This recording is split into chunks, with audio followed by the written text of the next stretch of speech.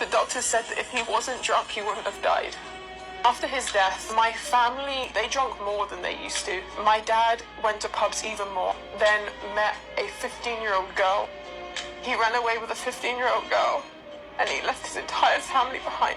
My entire family split in half. I never saw my dad again. I grew up hating alcohol. I hated parties. But as I started getting older, everyone said, if you go to these clubs, you'll meet the right people. So I started doing it for that reason. I went to a nightclub. I ended up in hospital because somebody tried to kidnap me. I was in an awful state, thinking, why did I do this to myself? And when I came to Turkey, I stood between Blue Mosque and Hagia Sophia, and just hearing the azan, that is so beautiful. That is so peaceful. And I had an hour journey back to my hostel. I didn't know the way, so I got my phone out. I was ready to Google Map, and then my phone that was on 50% battery just died. I thought, God, if you're real, help me get back to my hostel. And in that moment, in a very, very, very, very long time, I wasn't anxious. Subhanallah, I just walked straight to my hostel. I didn't take a single wrong turn. Nobody helped me. Subhanallah, it wasn't me, it was Allah. And after that, I just kept learning. I kept reading the Quran, and lockdown forced me in my house. And I still wasn't planning on becoming Muslim. I actually started praying.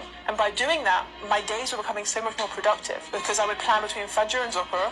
I would do this, and this. And then Ramadan came. I started doing Ramadan. I was fasting, I was praying, and between that, I was just learning about Islam. That was all I was doing with my time. Nothing in my life has given me this feeling. And because of that feeling, that's when I started taking it seriously. And I started going, this is from God, because only God can give me that contentment. I cried the entire night I became Muslim. I did it over and over again because I was worried that I was doing it wrong.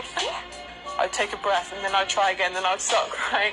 So I did my Shahada technically multiple times. The feeling was like I found my purpose. When you're a non-Muslim, you have nothing to focus on, but then all of a sudden we're given guidelines to follow, and then the goal becomes clearer. You know where you're going, why you're going there, what you're going to get at the end of it, and that's Jannah, inshallah. And that goal towards Jannah is such an easier life to live than a life of not knowing where you're going.